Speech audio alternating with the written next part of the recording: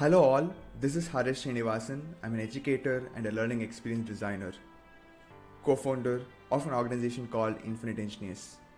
I've been into this education space for the last 6 years, and a lot has happened within me over this period of time. And as part of our Indian education system for 12 school years plus 4 college years, so 16 years I've been in the education system. And when I came out of it, there was a lot of questions within me. So we thought of addressing through a lot of initiatives that we do. And I also thought it would be nice to express my thoughts, questions, opinions related to education system. So it calls for a discussion or a debate for a greater good. So this Edu Thoughts space is dedicated for expression about education, learning, teaching, and anything around it. So I'm very happy to present my first topic related to new education policy because it's one of the historic moments which is happening after 34 years. So let's get into the video and discuss more about what new education policy has for us. Yes. So first things first, so when I heard about new education policy draft which came in 2019, I was researching about like when this actually started. So what was the history behind it? So I was always curious to know what was the history behind anything that is happening now. So when I googled it, I came to understand that the first education policy was announced in 1968.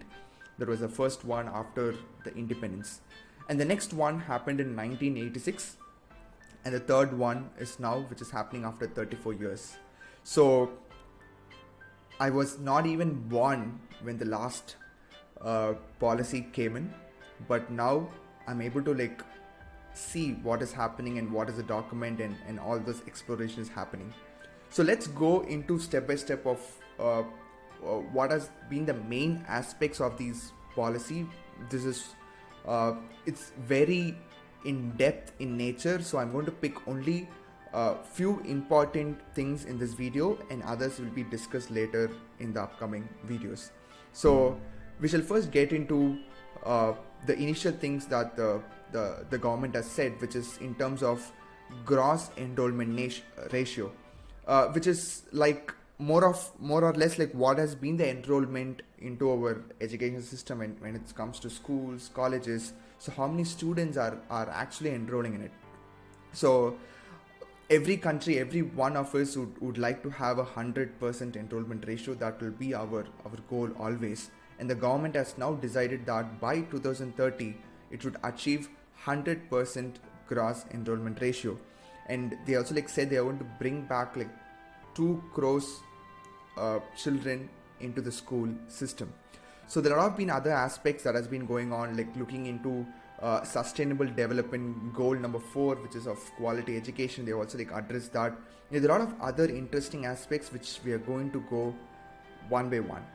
Okay. So the interesting aspect is this, that is what you're seeing in the presentation now, and one wonderful presentation which I got in one of the education groups. So I'm just going to use this for a visual representation. So previously it was a 10+2 structure, class 1 to 10 and 11 and 12. But now the new academic structure has 4 different parts: foundation, preparatory, middle and secondary. It's more of setting the core element in each of these categories so that government could propose curriculum frameworks for the individual category. Not as like one single thing, but now they could work on in a more detailed aspect is what I feel. So foundation takes care of 3 years of Anganwadi, 3 to 6 years, and class 1 and 2. Preparatory calls for class 3, 4, 5. Middle calls for class 6, 7, 8. And secondary is class 9 to 12. And in each category, they have set a core objective of what should be the whole nature of learning in that each mode. And that's very interesting. As you could see, foundation level is always play based, activity based learning, and preparatory again play, discovery based, activity based learning. Middle school is experiential learning in science, math, arts, and it's always learning through experience, learning through doing. And secondary, they brought in a multidisciplinary study, which we'll discuss more when we get to the topic, and greater focus on critical thinking, and freedom and flexibility in choosing subjects. So even you could think of your school days where if you had an option to choose different subjects from different areas, we would have done that. So now there is a whole aspect of flexibility as we get into the secondary stage. So that's wonderful to hear. So this is a new structure that so we will be following it. And next is there is a new framework especially focused on early childhood care and education, so ECCE framework. Since the core focus of age 3 to 6 is also brought in as part of the whole education framework, so the government is setting up a bodies and framework consisting to make sure this foundation years are very holistic, natural, and incorporating different modes of learning. So it's not just one mode of learning, but it should be like a multi-faceted learning kind of experience. And there are a lot of research is also going to happen in this segment of foundational learning. So as you could see, early childhood education, learning in the formative years is very important. And what are those features is what you could see in the screen, which government is planning to roll out curriculum framework for that. So yes, so and attainment of foundation literacy and numeracy by grade 3 in mission mode. So they're very sure about setting learning outcomes and achieving that learning outcomes, the foundational literacy and numeracy by grade 3. That is going to happen in a universal mode across the country. And through this, there are also like multiple features as you could see in the screen. And what about the curriculum and what is happening? So definitely we have always been hearing news that there should be reduction in the curriculum, not just for the COVID situation, but COVID obviously like there is some reduction in the curriculum, but the core aspect is not reducing the volume of the content or removing, very important, but focusing more on other key areas of learning. For example, focus on critical thinking, interactive classes, experiential learning. So there are like other modes of learning that we could explore when there is like less syllabus or curriculum. In terms of if there is more, then completing that would be the only single objective that we have been seeing or we have been gone through in our school days. But now if there is a space, there could also like bring in other elements of learning and curriculum and pedagogy to be transferred by 2022 to promote skill-based and minimize rote-based learning. So rote-based learning, memorization is something the government is very against to it. I could see from the draft and from the presentation here. So the government is working really hard to move away from that, and we all know that that's a very big challenge in a very big mass country like us, where all those exams and rote based is what we have been going through. But right now there is a need for transforming it, so we are doing it right now, and that's where we are heading to promote skill based learning, more of an experiential learning by doing mode of learning. So yes, here it's very important where they focus on learning outcomes, competencies, and subject integration. So competency is nothing but fixing the learning outcomes or competencies that a particular students need to attain over grade wise. So first the outcomes need to be fixed so that we could achieve that outcomes in different mediums.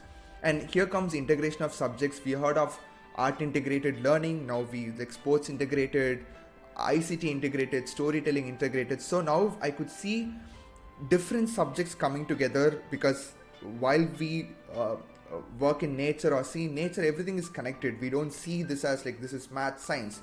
But in school, the education system, that the subject differentiation has always been there. But now we could see the merging of that. Development of scientific temper is brought in.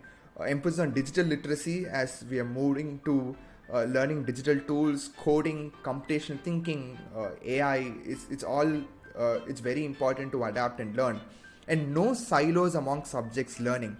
And I'm a strong advocate of considering arts and science together on the same level. So any subject as as their own importance value, but we already kept certain subjects in the higher hierarchy for certain reasons, but now they have brought in a feature that curricular, co-curricular, extracurricular, academic, vocational, science, humanities, sports, academics, everything should be like not separated as such, so should be considered as a whole form of education together.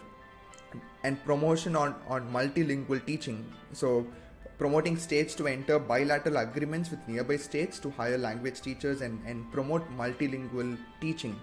So these are the important things that they have said in this thing.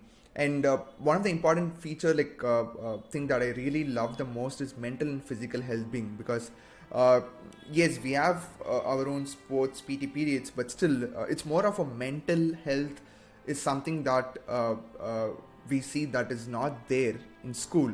We are facing a lot of stress, exam stress. Only in the moment of exam we come up with counselors and all this stuff, but it should be part of every school, right? So hiring counselors in school complexes is something that they brought on.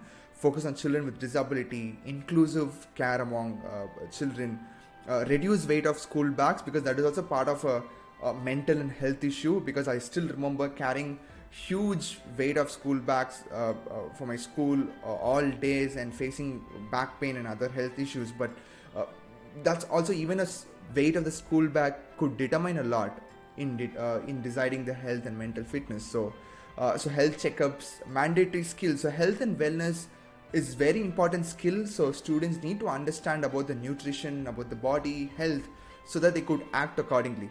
And I'm really happy about this part, that it should be part of the education. So innovative pedagogy. So what has been the innovative things is like experiential learning by doing, integrating different subjects together. So we are moving into a more of multidisciplinary approach rather than seeing subjects as silos or separate things. Now it's all coming together. Promotion of peer tutoring, peer teaching, peer learning. It's very important, where children could teach among themselves and teacher could be a guide. Equal weightage. So no subject is high or low, so everything is important for a holistic well-being. So that's important. And we have bagless days. So that is also an interesting factor, where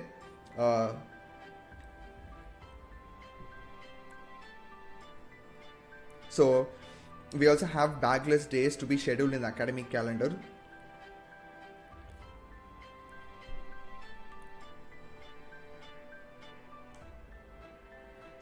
Bagless days is interesting aspect for bringing into the system and use an integration of technology. And yeah, it's no better time than to like adapt technology at this point in time, and it should be integrated into the core curriculum as such. So textbooks with local content and flavor. Of course, like NCERT has said, states could prepare their own curriculum and textbooks based on the NCERT curriculum, and they could add local flavors to it. And so that's how we retain our own local nature, and that we could convey to the students, because it's very important to understand about our community, nearby places more, and then go into the next level. So that's very important, and that freedom is always there. So all textbooks to contain only essential core material, while capturing any desired nuances and supplementary material as per local context and needs. So I feel, yeah, textbook should contain only like what is required, the core material, and other things should be part of discussions, experiential learning, projects, and other stuff. So textbooks are not the only way or medium to learn, which was not the case when I was studying in school, because that was the only thing, textbooks and teachers, classroom. But here now, in digital era, there are a lot of other things as well contributing to our learning. So yes, so this is where they introduce about future and upcoming roles, okay, in terms of computational thinking, including coding to be introduced in the middle school area, and contemporary subjects like the artificial intelligence, design thinking, holistic health, organic living, environmental education, global citizenship education. It's including as contemporary subjects in schools. And mathematical thinking and problem solving is also included as one of the core element here. So I could see some of the thinking is going into connecting with what is happening outside of the system in terms of industry and what is needed to prepare the children for the future, what we could empower them now. So that's where the core element of 21st century skills in other subject areas are in focus. So yeah, the interesting and the most important aspect is what is going to be the examination structure between grade 1 to 8, because that is where the most of the transformation will happen from the examination system. So yes, so there is a suggestion for the key stage assessments. Even I read that in the draft 2019, but there was a lot of debates going on whether board exams are needed for class 3, 5 and 8 track achievement. But I see that's not a board exam structure, but a census assessments at key stage is important, is what they're suggesting. But I'm willing to learn more on how that is going to happen. And moving away from rote learning, again they have brought this point here. It's being assessments of core concepts and knowledge, so that doesn't need only like rote learning or memorization. There are a lot of other ways that we could assess it, and I'm sure that this document brings upon notice that we should move away from rote learning and we should focus more on the application and higher order thinking skills. So achievement of critical learning outcomes is something that testing to focus on essential learning outcomes. So once we frame the learning outcomes, what we expect, then the next step is to see whether we have achieved that learning outcome through different assessments.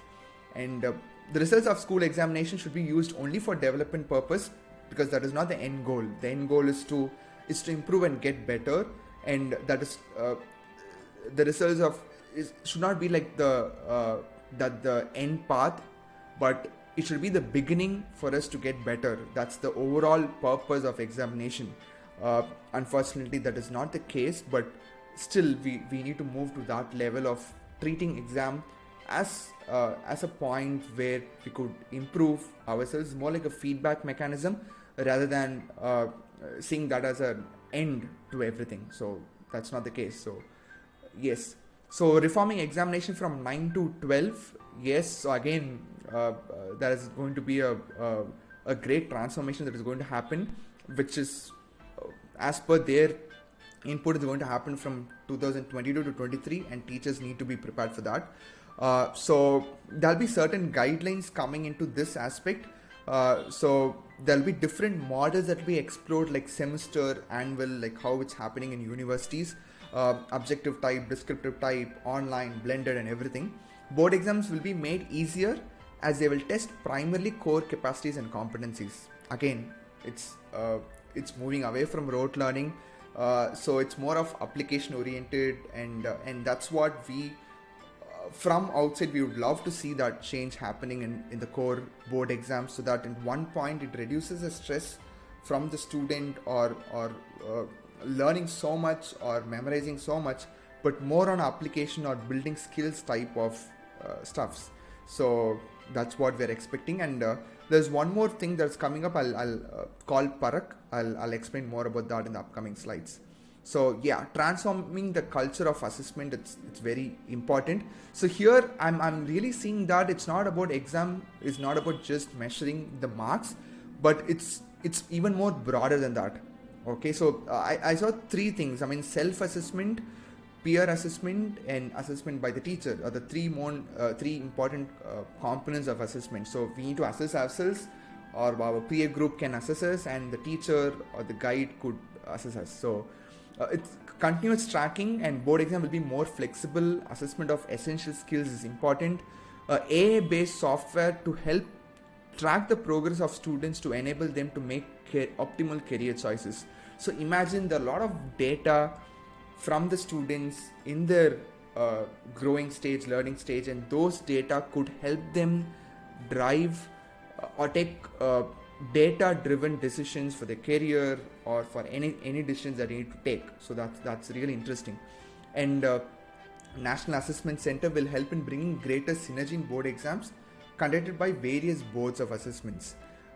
And National Testing Agency will work to offer high quality common aptitude test to eliminate the need for taking coaching for these exams. Again, a wonderful step where if they could help students and for this entrance exams testings, and that would be great. So we could see the overall shift in the way assessment is happening between different grades.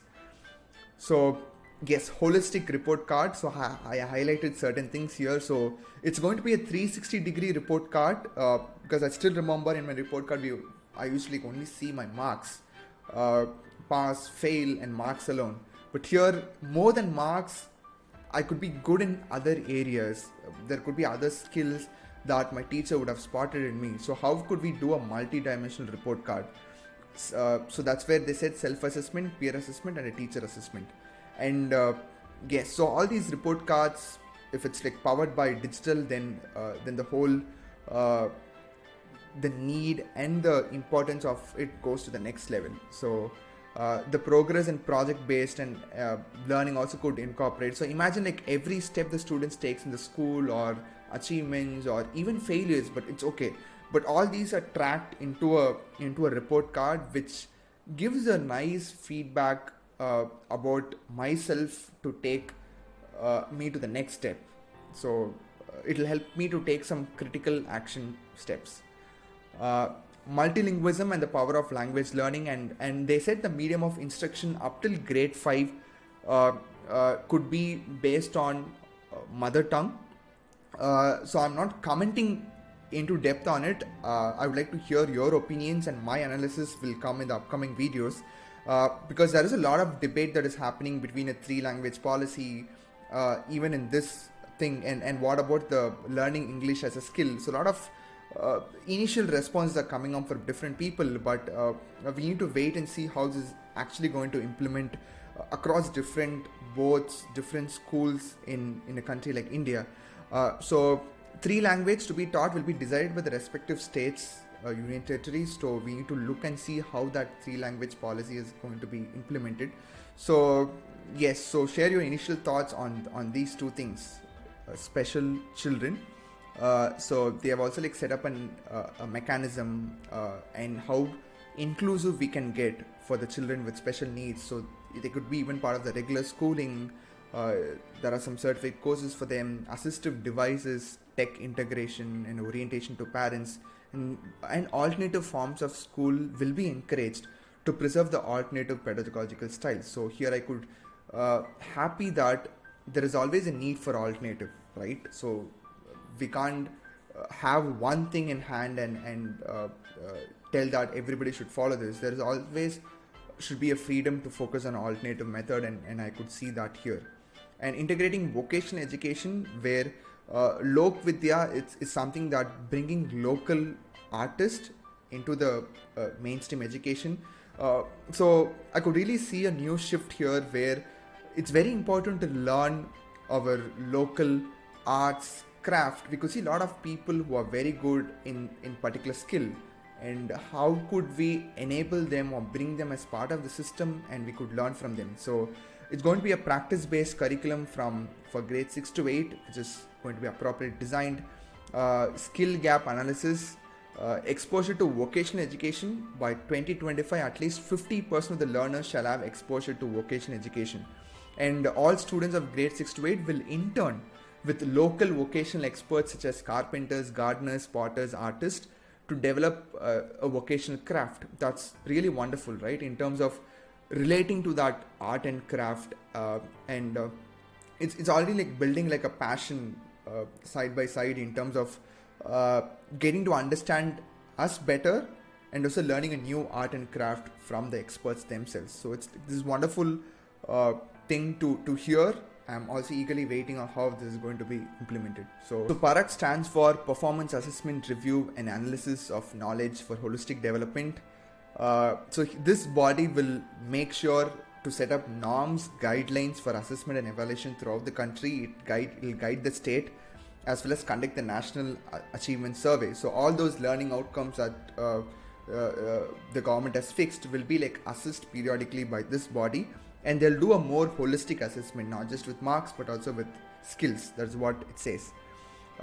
Support for gifted students with special talents. There's a separate thing where they focus on technology or how we could reach it to rural areas, regional languages through different competitions, project-based clubs, and beyond the general curriculum. Is there any special talent that we could figure, monitor, and train and nurture it? So that's also brought into this aspect. And online digital education, of course, things are very important right now, where we need to adapt to it. There's a lot of blended learning things that is going on between online and a physical school. Both are now equally important, so both should form together to give a more valuable education for our children.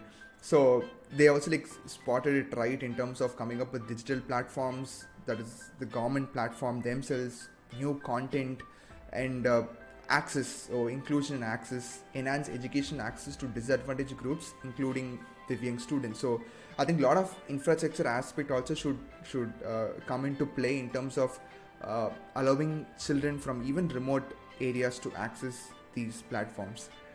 So I'll just going to skip. Yeah, next comes the goals and timeline. I know this is huge. There are a lot of other things also happening, but when this will start rolling? I think this is rolling out pretty soon in terms of the early childhood education. There is a phase-by-phase implementation, as you could see from this slide. Next year, 21, the new phase of early childhood education will form, and phase 2 will happen in 23. And implementation of new curriculum and assessment for class 9th to 12th will happen year on year, starting from 21 to year 24. And new exam pattern for class 12th expected in 24 and 26. And new board exam pattern for class 10 expected from 22 year onwards. So we need to wait and see what is the thing looking like, what are the changes in the assessment, and I'm but pretty sure that there is going to be some changes, that we are going to see some solid changes in the learning and the assessment area. And this is for implementation NEP as such. So a lot of subcategories here in terms of national curriculum framework for teacher education. A lot has been talked about teacher education as well. Maybe I thought of doing a separate video for it. So here one point is the teacher education will gradually be moved into a multidisciplinary colleges and universities with minimum degree qualification 4-year B.Ed. So this was supposed to happen, they decided to happen by 2030, that teaching education will happen as a 4-year B.Ed program, which will be available in other universities and multidisciplinary universities and colleges. So that's one of the important aspects that I've seen. So yes, so we have come to the end of it. I know this has been long, so just a recap of what is happening. Yes, so one is first increasing the enrollment to the maximum level, that is achieving 100% by 2030, and inclusive education, that is every child should have access to education till secondary level. So that's what it's said here.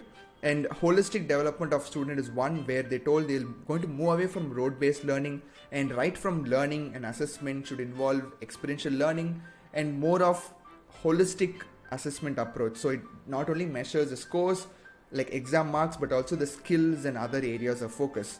So vocational education is one, holistic report card, innovative learning pedagogies, and Lok Vidya, as I said, local artists as master instructors in schools is one of the wonderful ideas when I first listened to it, but looking for more updates.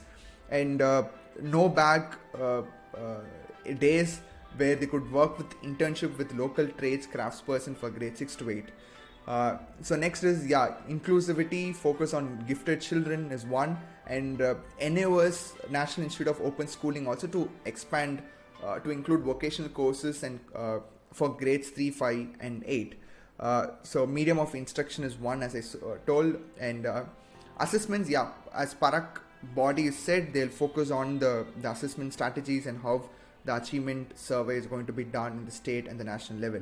And curriculum pedagogy level, the new structure of the learning is split as 10 plus 2 is not there. Now it's 5 plus 3 plus 3 plus 4, where the focus is also given on the foundational early learning levels. So identification of life skills to be attained in each grade as part of national curriculum framework, that's very important, as I'm already working we're working on the life skills segment, we understand how important it is. Alternative model of schools to be encouraged. ICT integration is also important. Digital integration, tracking students as well as their learning levels, universalization of secondary education. So based on students' inputs, I also told about artificial intelligence and how we could going to use those data. One is to capture data, and how we are going to use this data for a better call to action, better feedback response. So, and next is teacher, recruitment. I'll do a separate video. I need to go into much depth, but as of now, teaching education is going to be like a 4-year integrated B.Ed program by 2030. It's what like initial looks like. So what is the role of government, department bodies and institutions? There has been certain hierarchy levels where the role of central government and state government, but they're going to rename the Ministry of Human Resource Development into Ministry of Education, MOE, because they need to bring back the focus on education learning. So it's no more MHRD, it's going to be MOE, Ministry of Education. So I think that's far for my initial thing. I know there's no personal analysis as such. I just thought of going through the document and sharing and take this as a video so that it will reach more people to first understand it first, and then we could definitely debate, have a discussion on even the minute and detailed part, because we need to understand it first to implement it. Okay, so hopefully we are going towards that inclusive education for all, and also more of holistic education where the focus is on other areas, or areas like skills development, and the interesting aspect is there is no silos between any subject, so every subject is seen as integrated multidisciplinary approach. So looking forward to an initial thoughts. So this is just my small attempt to try it. So you could share your thoughts, your initial thoughts on this new education policy, and where do you see this taking our education forward. In another video, and if you like this video, do support the channel, because this was done with the sole intention of sharing my thoughts, which has been my passion being in education sector, and we always wanted to create that change in the education in the time we live, right? So that's the whole focus, and there have been a lot of inspiring people out there whom are doing great work in education, in transforming it, and those are the people who inspired me to be who I am now. And my thanks to children who has been my great motivation and support. Because of them, I'm right now here doing something that I love doing, and they help me to figure out my passion in teaching and creating new learning experiences for them. So that's what I love to do. So looking forward to see you all in another video, and let's take this education policy review forward. Thank you. Bye.